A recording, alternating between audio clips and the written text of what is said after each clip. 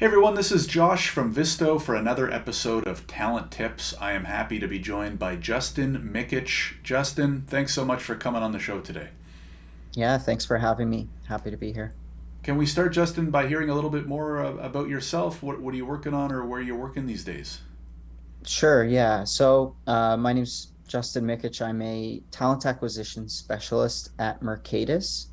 Before this, I was a technical recruiter, though. So I have about 4 years of technical recruitment experience before moving into managing the interview process at a software company. So I work for Mercatus. We make a software solution that allows grocery retailers to sell groceries online. So something that's definitely been fueled a bit by the pandemic. A lot of people tried ordering groceries online for the first time. So we grew pretty rapidly recently. We're also making our, over the last year, we've started to have team members working with us from different countries around the world. So something that we're pretty new with and looking at the sponsorship route as well. But I'd say we're still pretty new on that front. Got it. Very cool. And our favorite question for the show is, can you give 3 tips to aspiring immigrants who are looking to land their first job in Canada? Yeah, so I've got 3 tips, but if I count all the sub tips under each one, it's more like, I don't know, 12. That's So what we I've like to got hear. Yeah. basically, I'm going to run through my 3 tips would be taking time to reflect on who you are, what you're looking for, and what companies fit that. Second would be more resume focused. And then thirdly, about networking, I'll touch on.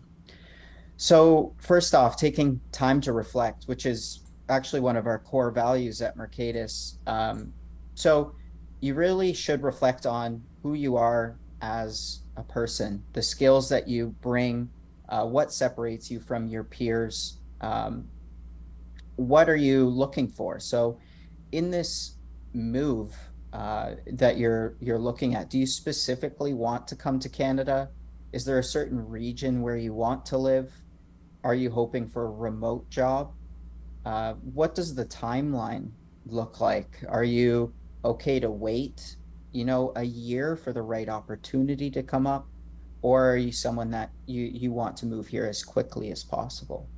Um, and then based on this reflection, some of that's going to go into your resume, which I'll get to in a second. But really, it helps you consider what type of companies may be good to target when you're applying. Because, as I kind of mentioned, my company is very new to hiring international talent, and we've yet to fully, sponsor someone to come to Canada.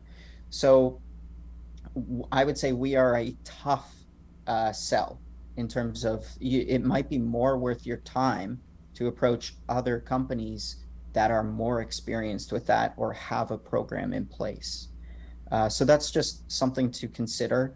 I'd say in general, the larger companies may be better off at that. They'll have programs in place. They may also have deeper pockets because there is a cost associated with this, but it's not just monetary. At a smaller company like ours, where we have about 140 team members, um, choosing to delay hiring for a position that we need right now in order to, sponsor someone, it, it doesn't necessarily fit for like a role that's a backfill. So say someone left, we need to try and finish like fill that as quickly as possible. It's different if we're planning it and I'm trying to make like a case for, hey, we should sponsor 1 to 2 people a year type thing, which is more long-term planning. But for backfill positions, which may be ones you're looking at on the website, it might not be a reality that we can wait, the 3 or 4 months minimum for you to get the required visa. If you already have your work status approved and you're looking to come, I think that's a different scenario. But again, that comes back to the reflecting on what your situation is, and that'll change how the companies you target. One other note on this, definitely some companies are, they may have a lot of recent immigrants from your area of the world. You may be able to just find this by looking at LinkedIn, finding the company, looking at who works there. And this may be a sign that one, they're open to hiring people like yourself, but also that the work culture there might be a bit uh, an easier landing spot for you or an easier adjustment than a company that has a vastly different work culture from say India, which so these are all things to think about. Moving on to reviewing your resume, uh, I always say that the people like me that are reviewing resumes, it's very subjective. So there isn't like one best way to prepare a resume. What I think is great, a recruiter at a bank, for example, may instantly pass on, even just stylistically, right? I'd say in general, the larger the company, the more formal of a resume that would be expected. If you're applying to a small startup or a tech company, you're probably better off having a resume that is shows more personality, essentially. And so that's something to consider. I always tell candidates, if you are someone who's got a personality, who's you know your resume should reflect who you are, because if it's getting thrown out right away, then that company's probably not a fit for you anyway.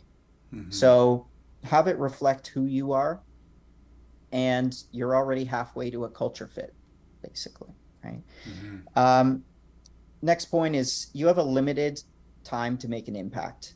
We may have 200 applicants for a QA analyst role in uh, 24 hours. So that's a lot of resumes to review. If you do the math on that, even if we spend 3 minutes on each resume, that's a lot of time for for that role. So you need to assume that your resume is not going to be read below I'd say the top third of your Hmm. resume. That's where you need to grab attention anyway. Convince me to read farther down. I'm not someone who says that, resumes need to be one page either. I think if you can justify it, 2 pages is good, but your resume should not be like 5 pages long of text the whole time. That's probably a bad resume. So, uh, but again, this is very subjective. So I like to see a summary or a profile at the top of a resume. A couple of sentences, not an objective. I know some when I was in school, they taught us to put an objective, like I want to be a QA analyst at this company. That doesn't really do it for me. That's kind of like assumed. The summary or profile is the hook. Tell me about you. Transform what is a piece of paper to making it a real life person. And I think that's important because, like I said, you may be one of 200. So tell me what your kind of what your experience is, what your specialty is, but also add some spunk, add some things that you're passionate about. That I think that is a good thing to add. But again, it's subjective, so you have to take a look at and I guess an advanced tip would be go to the company LinkedIn, find the recruiters or the talent acquisition people, take a look at their LinkedIn profiles. If it's pretty formal, Hmm. take that into consideration. If they talk about how they um, love yoga or they've got their favorite movies listed, you might actually be able to make a connection with these people if you share a bit of personal information. So Hmm. that's and bringing things back to Mercatus, one of our other values is to stay real. So we want people to be able to show up as their authentic self. So showing who you are, what you're passionate about on your resume, to us is fair game. You're able to Right. do that. Um, okay, yeah. For a role where things like how things look matters, so say a front end developer position or a designer, make sure your resume is visually appealing. If if it's not, that is a red flag. And even if I think your experience looks good and it should move on, that may get hung up on the lead designer who was like, no self-respecting designer would ever have a resume that looks like this. Right. Same thing for your if you include links to like your website, make sure that your website works. It's not a dead link. Make sure it looks good if it's a role that needs to look good, that sort of thing. If it's not a good website, you're probably better off not having it on your resume. Right. And then lastly, no spelling mistakes. I can't. I've heard, and I can't link this to but I'm pretty sure the only thing that's been linked to success at a job position is actually the number of spelling mistakes in a resume. Mm. So if there is a lot of mistakes, it's a bad sign. I personally don't care, but I know that there are a lot of recruiters that do. So keep that in mind. One other tip is grammar. So depending on the culture you may be from, your use of English may be technically correct and proper, but it feels weird to read to native English speakers. So I'd recommend that you look at how people list stuff on their LinkedIn's, again, from Canadians, listen to North American podcasts, see how they speak, that sort of stuff, and get familiar with terminology.